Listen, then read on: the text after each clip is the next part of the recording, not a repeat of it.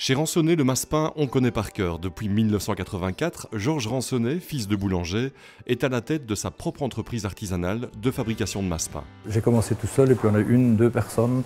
On a fait sur les 30 ans cet agrandissement. On a chaque année investi régulièrement parce que l'évolution du marché en fonction des nouveaux clients qu'on a fait, on s'est adapté. Donc on était en perpétuelle recherche de nouveaux produits, de nouveaux emballages et de nouvelles machines ou installations. Ça reste toujours fort artisanal, comme je dis souvent.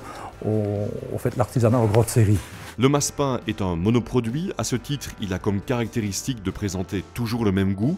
Donc, il est fondamental de permettre à ce produit saisonnier de se distinguer par son esthétique, mais aussi par l'originalité du packaging. À l'époque, quand j'ai commencé, on disait que le massepain était le produit de Saint-Nicolas pour les enfants. Ce n'est plus du tout le cas. On voit de plus en plus que le massepain est consommé par des adultes et est consommé toute l'année, même si ça reste quand même très saisonnier, puisque nous produisons quand même 75% de la production entre le mois de juillet et le mois de décembre. Nous produisons à peu près 1,5 tonne par jour pendant 5 mois, alors qu'entre janvier et juin, on produit 1,5 tonne semaine. Donc ce n'est même pas noir et blanc, c'est un autre mode au niveau fabrication.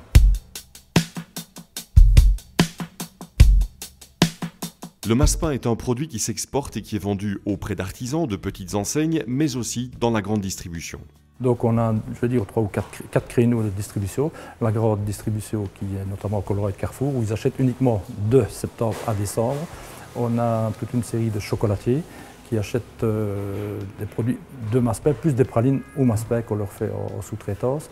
Alors on a le tax-free shop dans les aéroports, où là c'est une vente régulière toute l'année. Et on a l'exportation qui représente quand même 40% de la production. La production de massepain nécessite pas mal de place. La preuve, depuis 1984, l'entreprise aura connu cette extension. L'année dernière, on a automatisé tout le système de peinture parce que ça restait fort artisanal. Et comme les quantités devenaient importantes, on a essayé de trouver quelqu'un qui voulait automatiser parce qu'il existe des machines, mais on voulait adapter un système propre à notre production. Et ça n'a pas été évident de trouver d'abord la société qui acceptait de le faire. Et on a mis 3 ans pour élaborer ce prototype de machine qu'on voit d'ailleurs dans le reportage et qui est unique au niveau fabrication. L'entreprise Ransonnet est assurément souple et réactive. Dans le marché du massepain, on n'échappe pas aux tendances, même si les figurines traditionnelles ont encore très largement la cote. Ce sont tout simplement les fruits. Et dans les fruits, c'est la fraise. On a essayé toutes sortes de produits, on a lancé des produits, on pensait que ça allait marcher, ça n'a pas marché, qui était très beau. Donc le consommateur a quand même difficile de changer ses habitudes par rapport à ce qu'on lui présente. Le massepain, ça reste le fruit. Et partout où il y a un assortiment de conditionnement, c'est la boîte de fruits qui se vend dans des proportions nettement supérieures aux autres. On est de l'ordre de 80% dans la production de fruits par rapport à tous les autres produits. Depuis 1984, 1,5 million d'euros ont été investis dans l'usine de Welkenrad. L'entreprise, qui occupe 10 personnes en permanence et 10 de plus en haute saison, réalise un chiffre d'affaires d'1,5 million d'euros.